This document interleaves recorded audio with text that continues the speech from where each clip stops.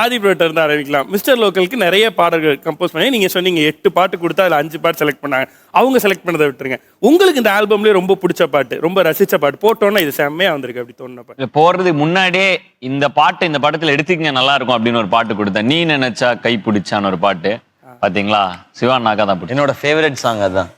அது வந்து ஆல்பம்லேயே எனக்கு ரொம்ப ரொம்ப பிடிச்சது. எனக்கு ரொம்ப எல்லா பாட்டும் பிடிக்கும், பட் அதுல ரொம்ப பிடிச்சதுன்னு ஒன்று இருக்குல்ல, அடிக்கடி கேட்கறது வந்து இந்த நீ நினைச்சாவும் டக்குன்னு தான் நிறைய கேட்பேன் நான். பாட்டு எப்படியாவது அப்படின்னு சொல்லி ராஜேஷ் நான் பண்ணேன், இதை நல்லா பாருங்க, இந்த பாட்டையே பாருங்க அப்படின்னு சொல்லி அதை ஒரு மாதிரி எல்லாம் இது பண்ணி ஓகே ஆயிடுச்சு. அண்ட் எனக்கு ரொம்ப ஸ்பெஷலான சாங், பிடிச்ச சாங் நீ நினைச்சேன். ரொம்ப ஸ்பெஷலான சாங்னா டக்குன்னு ஏன்னா கிட்டத்தட்ட ஒரு 3-4 இயர்ஸ்க்கு அப்புறம் என் நண்பனோட மறுபடியும் மீண்டும் இணைந்து அனிருத்தும் நானும் சேர்ந்து நான் அவருக்கு பாடிட்டு இருந்தேன்.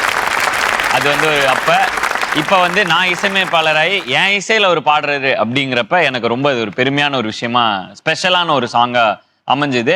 எனக்கு என்ன ஒரு வருத்தம்னா இந்த படத்துல எழுதல அவர் எந்த பாட்டும். அது ஒண்ணுதான், அவர் எழுத வச்சிருந்தா நல்லா இருந்தது. கேட்கல, கொடுக்கல, வாய்ப்பு கொடுக்கல, கேட்கவும் இல்லை. எனக்கு பாட்டை கொடுக்க நான் தான் எழுதி தருவேன், நான் சொல்ல முடியும். இன்னொன்று எந்த பாட்டுமே தன்னனா போட்டுலாம் வரல, எல்லாமே லிரிக்கோட தான் நான் இது வரைக்கும் கேட்டேன். ஆனால் அது சூப்பராகவே இருக்கு. அதை மீறி நம்ம ஒன்றும் பண்ணுறதுக்கு அதில் எதுவுமே இல்லை. அண்ட் டெஃபினட்டாக ஆதி ப்ரோட நிறைய ஹிட் சாங்ஸ் இருக்குது. அதில் ரொம்ப ரொம்ப ஒரு அது எப்போவுமே இருக்கிற சாங்காக இருக்குது அந்த நீ நினைச்சா இருக்கும். சிட் ஸ்ரீராம் பாடியிருக்காரு அந்த பாட்டை. அது ஒரு பியூட்டிஃபுல் மெலடி. அது படத்தில் ஒரு அழகான இடத்துலையும் இருக்காது. எனக்கு ரொம்ப ரொம்ப பிடிச்சது. நான் ரிப்பீட்லலாம் கேட்பேன், 10 வாட்டி 15 வாட்டிலாம் கேட்டிருக்கேன் நான். எல்லா பாட்டும் ஒரு வாய்ஸ் நோட் அனுப்பிச்சாரு, அதுல தான் ரொம்ப ஹாப்பி ஆயிட்டேன் நான். அந்த பாட்டை ஒருத்தங்க பாடி எனக்கு அனுப்பிச்சாரு. அவருக்கு ரொம்ப பிரியமானவங்க ஒருத்தங்க, பிரபல பின்னணி பாடகி. அவங்க வந்து இந்த பாட்டை லைட்டா கவர் வெர்ஷன் கொடுத்திருந்தாங்க. அதுல ரொம்ப ரொம்ப ரொம்ப ஹாப்பி ஆயிட்டேன் நான். வாவ்ல செம. அது எங்களுக்காக ரிலீஸ் பண்ணலாம்ல நீங்க இன்ஸ்டால? இல்லைங்க, அதை அவங்களுக்கே தெரியாம நான் ரெக்கார்ட் பண்ணி அனுப்பிச்சேன் நான். இந்த பாருங்க இந்த மாதிரி பாடுது அந்த பாப்பா அப்படின்னு சொல்லி. பட் என்ன ஒரு ஆச்சரியம்னா ப்ரோ, அவங்க சும்மா எங்கோ பாடிட்டு இருக்காங்க, பக்கா பிட்ச்ல பர்ஃபெக்ட்டா பாடுறாங்க. இல்ல நானும் ஒரு சிங்கரோட பொண்ணுன்றதால அப்படிதானே. பேசிக்கலி டியூன் அந்த மாதிரியான ஒரு நல்ல டியூன் அண்ட் அப்பா ஒரு நல்ல சிங்கர்ன்றது அப்படிங்கறதால அது ஆட்டோமேட்டிக்கா. சோ அப்ப போலீஸ் அந்த மாதிரி வந்து பாடகரோட பொண்ணு பிரபல பின்னணி பாடகி. அப்படிதான். இல்ல அவ வீட்டுல அடிக்கடி பாடிட்டே இருப்பா. அதுல ஒரு லைன் இருக்கு, ஒரு நாள் நம் வாழ்க்கை நிலை மாறும், அந்த நாள் வருமே ஆனால் இது எல்லாம் சரியாகும் அப்படின்னு சொல்லிட்டு அந்த பாட்டை பாடிட்டு ஒரு நாள் அப்படியே நடந்துட்டே இருந்தா ஆர்த்தியோட அப்பா அவங்க தாத்தா வந்து பார்த்துட்டு சூப்பர்டா, நல்ல வரி பாடுறடா, செம்மையா இருக்குடா பாட்டு, என்ன படம்டா இது அப்படின்னு கேட்டு போனாங்க அவங்க. அவளுக்கு அந்த பாட்டு ரொம்ப ரொம்ப பிடிக்கும். ஃபுல் பாட்டு லிரிக்ஸ் தெரியும் அவளுக்கு. இவ்வளவு சொல்லும் போது அந்த பாட்டை நாங்களும் ரிப்பீட் மோட்ல போட்டு கேட்கணும்னு சொல்லி. ஆனா அந்த பாட்டு யார் லிரிக்ஸ் எழுதுனாங்க? அந்த பாட்டு நான் தான் லிரிக்ஸ் எழுதினேன்.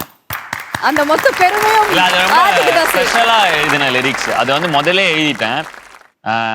அது ஒரு ஸ்பெஷலான டைம்ல, லைஃப்ல ஒரு ஸ்பெஷலான டைம்ல எழுதின நிலாவை நினைச்சு ப்ரோ.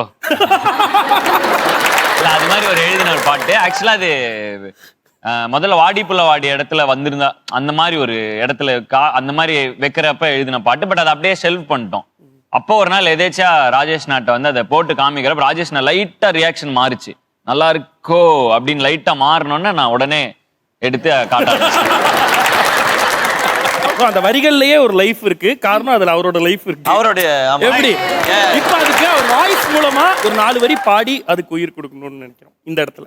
நீ நினைச்சா என் கை பிடிச்சா உலகத்தை தாண்டி கூட ஓடி வருவேன், நீ சிரிச்சா என்ன காதலிச்சா உசுரத்தான் நானும் பெண்ணே உனக்கே தருவேன், ஒரு நாள் இந்த வாழ்க்கை நிலை மாறும், அந்த நாள் வருமே ஆனால் இனி எல்லாம் சரியாகும், அடி நீ நினைச்சா.